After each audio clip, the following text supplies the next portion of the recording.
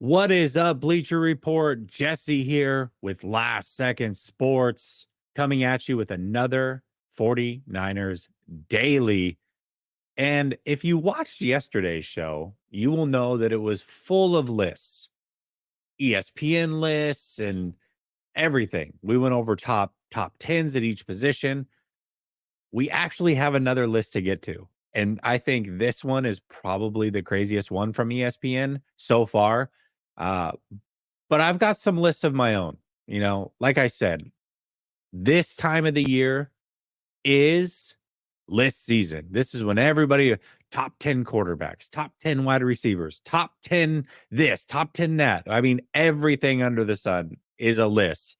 And it's a fun time of year. It's a lot of speculation of what's to come. It's the calm before the storm. I mean, we're 2 weeks away from 49ers training camp, less than 2 weeks away.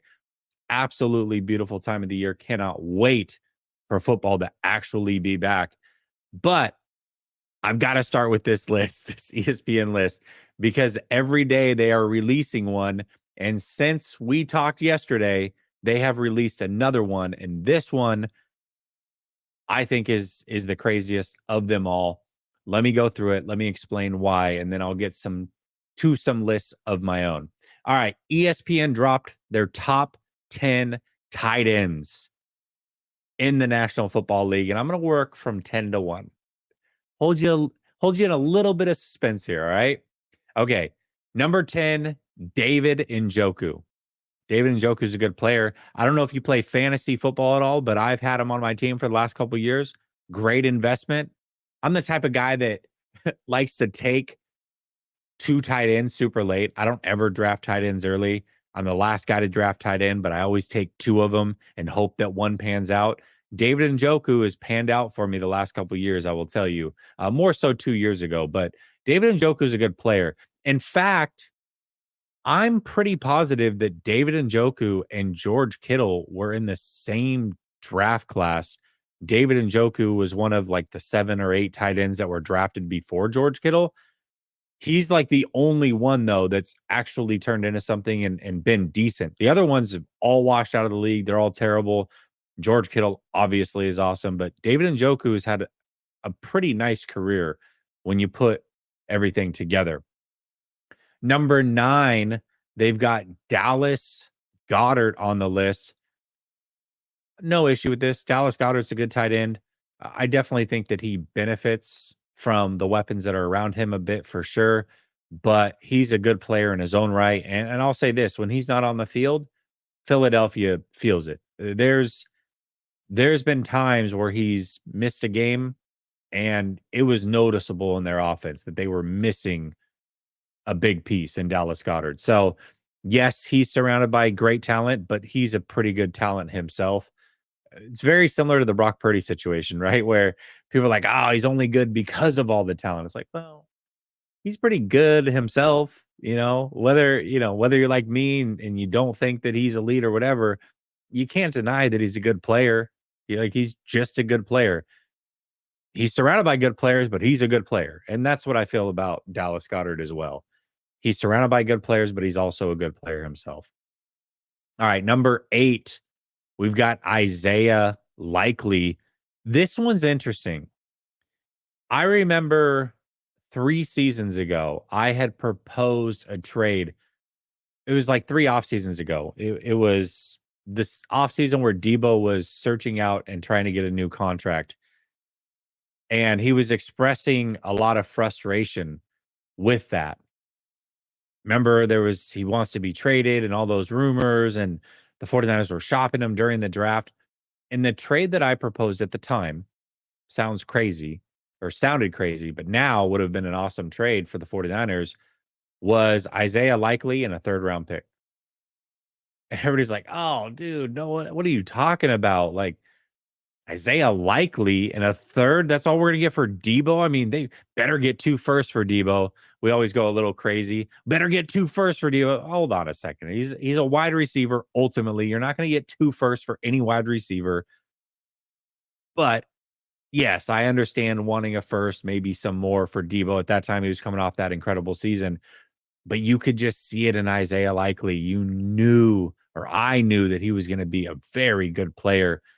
And he just been kind of flying under the radar, and he's turned into that. I like that they're giving appreciation to Isaiah Likely. It justifies my opinions of him. Again, you have to remember these lists are not just done by people writing articles. The list is compiled based off of votes from around the league. These are executives, these are scouts, these are coaches. Everybody is getting in on this. Over 70 total people from within the league casting their votes on these lists. So when these players are listed, you kind of got to listen, because this is what the league is telling you what they think of these players. The league, that this is their job. They watch all the film in the world. They're telling you this player is or isn't top 10. And it's not the same as even the NFL top 100 list where it's players voting. Most of the time, those players are very biased to guys that are their teammates, guys that they like across the league.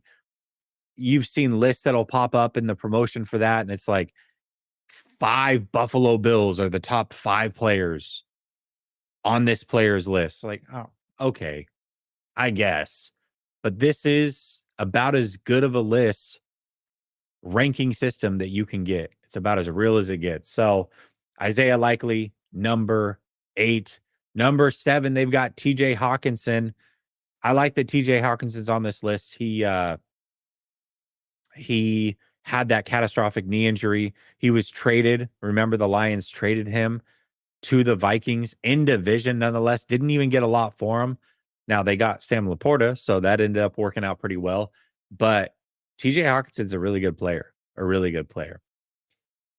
Number 6, we've got Mark Andrews, Isaiah Likely's teammate. You know, Mark Andrews had pretty bad injury, broke his leg a couple seasons ago.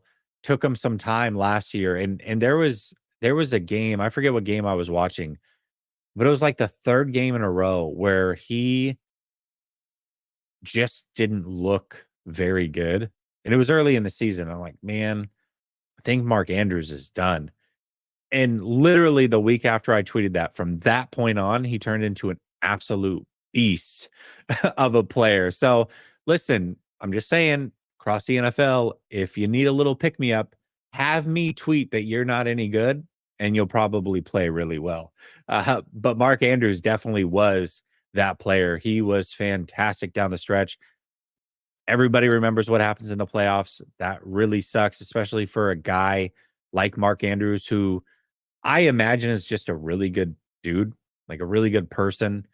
And having that injury and then coming back, fighting your way back, ultimately to drop the biggest pass of the season, it's got to suck for him. But he absolutely deserves to be on this list. Travis Kelsey, they've got at number 5. He's been number 1 on this list multiple years. He's clearly regressing, though, 35 years old. I I I think this is probably his last year. I don't know if he'll say it. I don't know if he has said it. I don't really pay enough attention to the Chiefs to know if that's out there. I know he's got a podcast with his brother. Maybe he's mentioned it there. I don't know. But I feel like this should be his last year. It should be. It was clear that the drop off was there, but still a good player. Trey McBride, we know him very well. 49er fans, we see him twice a year. Arizona Cardinals. He's also a very good rising tight end. I like this spot for him, though. I think some people look at McBride and try to put him in the conversation with Kittle, and he's very good. Don't get me wrong. He's not quite there yet, though. All right. So number 4, let's pump the brakes a little bit. I think this is about right. Number 3, we mentioned him already, but Sam Laporta. Again, what a great trade by Detroit. I think it was the Hawkinson pick they even used on Laporta, if I'm not mistaken. That's pretty crazy to think about it. So you got rid of a top 10 tight end, a bona fide top 10 tight end who wasn't even old or anything like that. And you get rid of him and get a better version. I mean, put it like this. Imagine the 49ers when they traded DeForest Buckner, use that pick that they used on Kinlaw, but actually got a better player than Buckner. Buckner, by the way, just placed, I think, 8th on defensive tackle lists with ESPN. So still a very, very good player. Imagine if the 49ers had traded him and got a better, younger version of him. That would have been crazy. And that's exactly what this is here. Number 2, and this is where I have a major issue with this list. George Kittle, number 2. Number 2, George Kittle, right now, coming off of the season that he just had, completely healthy, 2 great seasons in a row. I mean, his whole career has been phenomenal. George Kittle at number 2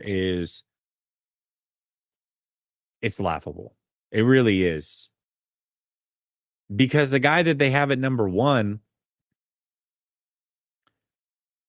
was a rookie last year. He was a rookie. Now, I started this list by saying this is about as credible of a list as you're going to get because it is executives and all of that. I don't necessarily look into the order as much as I do just the players on the list, right? I don't know how they justify Brock Bowers at number 1. Brock Bowers, I can understand at number 2. Brock Bowers had an incredible season. And I don't want to take anything away from him, but when I think of lists like this, to me, I need to see it more than once. And there's nothing to suggest that he's going to take a step back by any means, but it happens. We've seen it. It wouldn't be the craziest thing in the world.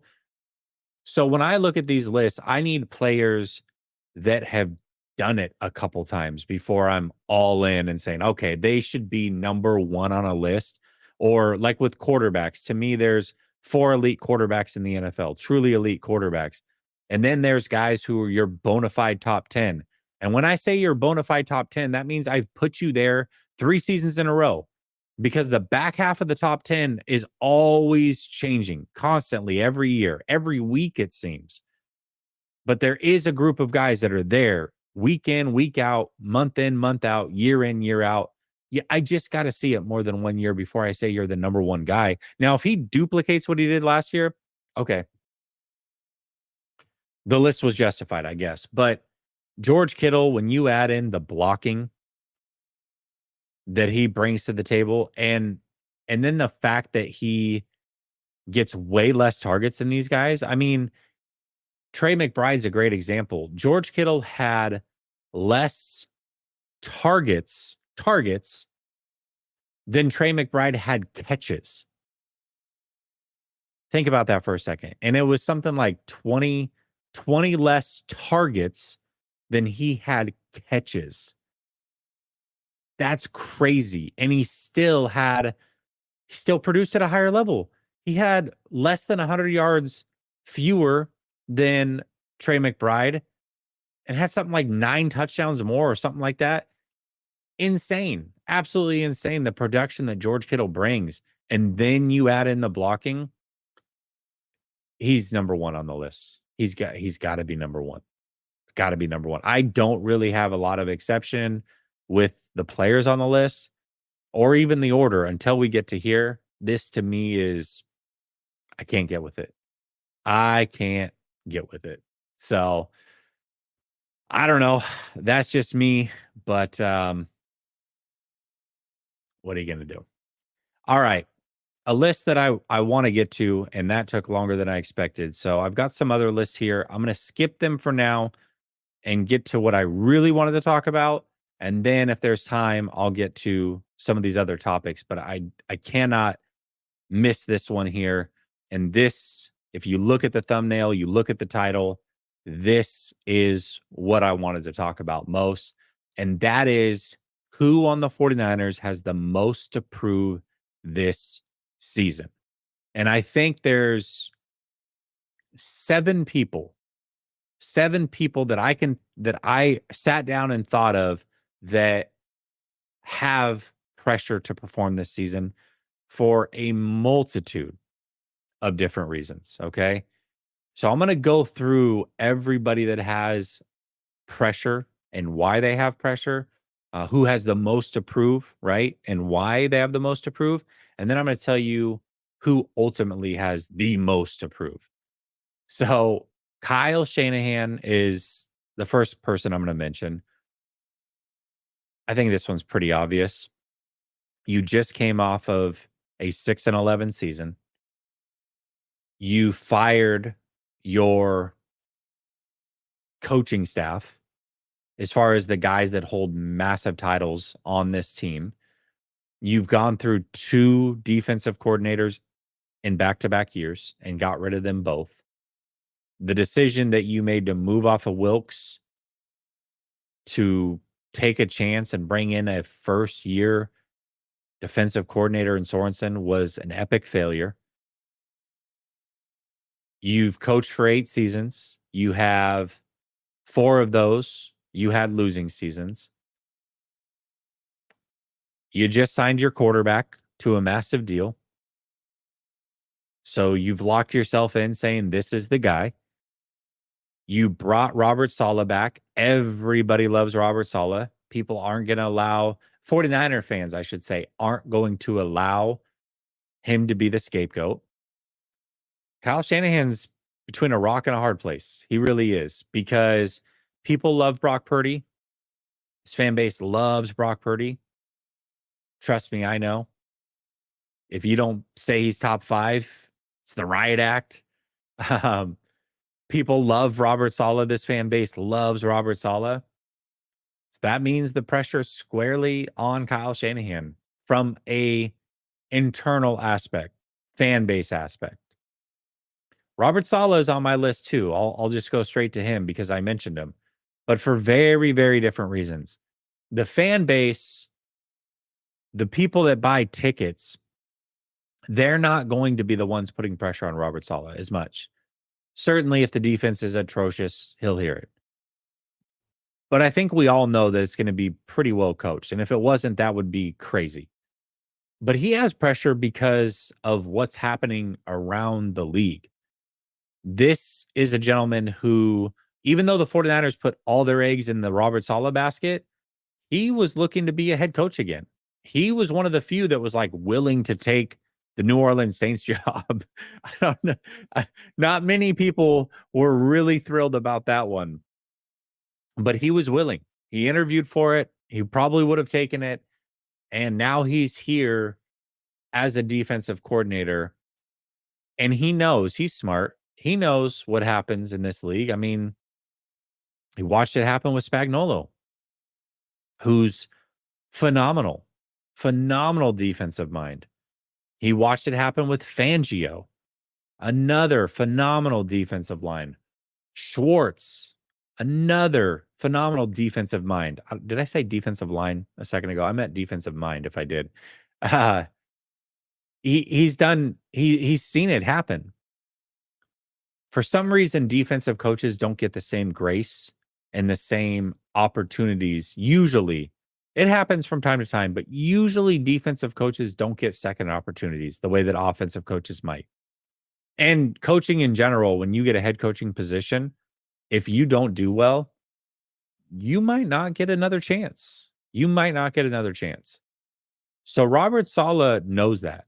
He knows how bad the defense was. And he knows that Kyle Shanahan's a really good coach. And so if Kyle Shanahan puts together a phenomenal offense, which, by the way, here's where some more pressure to prove himself this season comes in. There's a lot of talent on the offensive side of the football, a ton of talent. Now, there's a ton of talent on the defensive side, but it's untapped potential, most of it. You look at the offensive side, it's like you got Brandon Ayuk, you got George Kittle, you got CMC, you got Trent Williams, you got Brock Purdy, you got Jawan Jennings, you got Dominic Pooney. I mean, these are established players for the most part that have done phenomenal things in this league. It's going to be harder for Robert Saleh to crush it with this defense than it is for Kyle Shanahan to crush it with the offense. It just is. So if for some reason the 49ers don't make the playoffs, and the assumption around the league is that it's because of the defense, that's going to be a problem for Robert Saleh if he ever wants to get a job again. So as a head coach. So he's got a lot to prove. Brock Purdy has a lot to prove. He's another one on my list. just got paid a massive contract. Deserves it, right? It's also very well written by the 49ers. Like, the 49ers didn't break the bank or ruin their future to sign Brock Purdy. But none of that matters. None of it matters that it's structured beautifully and that it's not taking up a big percentage of the cap, and the 49ers have outs, and Brock Purdy's been way better than the last pick in the draft and certainly deserved a massive, massive pay raise. None of that matters if he doesn't play well. If the 49ers have a season close to last year and he has a season like he did last year and he's making the headline $55 million, you don't think that everybody's going to be at his neck? Because they certainly will. They certainly will. Fair or not, that's the reality. Brock Purdy has a lot to prove. And if you think about it like this, let's assume that Brock Purdy plays the whole season. And if he doesn't, that's another problem in itself. That's, you know, how many injuries are you going to have? Are you ever going to be fully healthy? Like, that's a whole nother issue. But let's assume he plays a full season and it's not at a pretty dang high level for whatever reason. You can look at it and be like, well, you've had 3 full seasons in the NFL. Yeah, you had the cute little half season, whatever, but in your 3 full seasons, 66% of them, you weren't very good. I mean, it's clear you're just not that dude. So there's there's a lot to prove from Brock Purdy, and these guys are all great. They all know exactly what it is. Brock Purdy knows he's got to prove a lot. Robert Saleh, they all know. They know. CMC has a lot to prove. CMC's pressure is more internal, though. I will say that. I don't know that the fan base will be in an uproar if CMC doesn't perform well. I mean, maybe a little, but he's a 29-year-old running back coming off of some injuries. Like, I think it would be pretty understandable if he didn't perform at that level. It would be. But he did get paid. He did get some extra guaranteed cash one off season ago and then didn't play a lot last year. I think there's some people that would hold him pretty accountable, but I think he has the most to prove to himself this season. And I say that because after the initial, not training camp, but OTAs, he said as much, like, oh, it's just night. I had to get out here and practice every day because I had to prove that I can do this.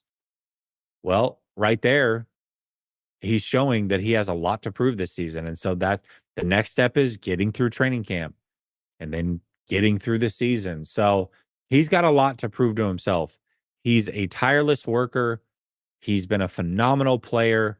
He absolutely has a lot to prove, but I think it's more internal for him. I do.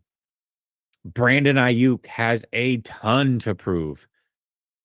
So many fans are pissed off with Brandon Ayuk. It's absolutely insane how many fans are pissed off with Brandon Ayuk.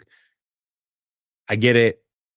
He had the whole holdout thing. He himself admitted, maybe I held out a little too long, played the game a little too much towards the end, and then he didn't look like himself to start the season, but he did start to come on pretty strong. You start looking at that film and how open he was on a lot of those routes. I mean, he started to look like himself, but by the time it was starting to come around, first of all, the statistics weren't there. Most people only watch the game and look at box scores. So they're looking at you as a $30 million receiver, much like, great example, much like the Brock Purdy thing. He's not making $30 million a year. He doesn't count towards that on the cap. It's none of that, but that doesn't matter. It doesn't matter. That's the headline. $30 million a year receiver, top 5, whatever. That's all that people care about. And that's what you're watching it happen live with Brandon Ayuk, just the same as it could happen to Brock Purdy. I think this is a great example of it. But Brandon Ayuk was open a lot and wasn't getting the ball. He was used as a decoy a lot and wasn't getting the ball. And nobody cares. Nobody cares because the box score didn't have triple digits in yards, didn't have a touchdowns, and didn't have 7, 8, 9 catches in a game. That's all that matters. And by the time it started to look better, he got hurt. And so now, and then you add in the fact that he's been doing his social media stuff over the last month or so, whether that's directed, whoever that's directed at, the 49ers, his friends, me, you, I don't know, whoever, it rubs people the wrong way. People are pissed. And so if he doesn't perform this year, oh, it could get ugly. And then on top of that, he's got to prove that he can come back from a major injury. It's a lot. It's a lot. So Brandon Ayuk, he's on the list. Diomedor Lenore is on the list. He's talked more trash than I think any player this whole offseason. He's now going to be the number one corner for the first time entering a season. He's the guy. Charvarius Ward is no longer here. He's the elder statesman. He's paid. He's the man. And he's talked like he's the man. He's got a ton to prove. Can he be the guy that travels with number one wide receivers? At the very least, can he play on the outside, snap in and snap out?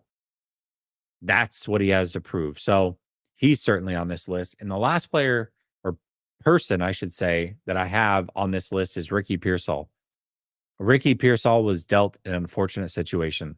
He really was. Getting shot like that, I say it every time, but man, what a blessing that he's alive. It truly is. First and foremost, praise God for that. But people misremember the story a little bit. He wasn't shot, and that's why he was not there in OTAs and not performing at a high level in training camp. That all happened the very end of August, right before the season started. So why didn't he perform in training camp as a first round pick? Why did he miss OTAs? Because he kept getting injured. He had a hamstring thing and then a shoulder thing and then another shoulder thing. And this went back to college.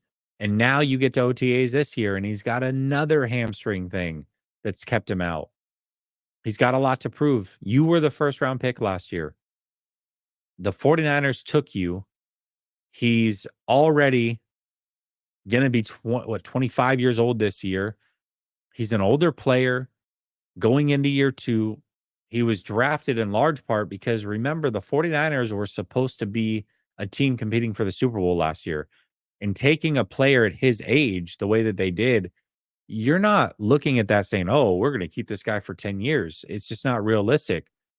But what they were looking for is a guy they could plug and play right away and be a difference maker. And that just didn't happen for multiple reasons. Some of it not his fault, most of it not his fault. I mean, he doesn't want to get injured, right? None of it's his fault, but it's reality. The injuries have happened 3 times now in a short time frame.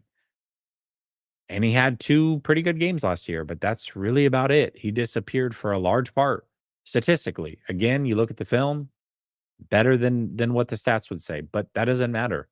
So he has a lot to prove this year. Can he be a mainstay on this team and in this league?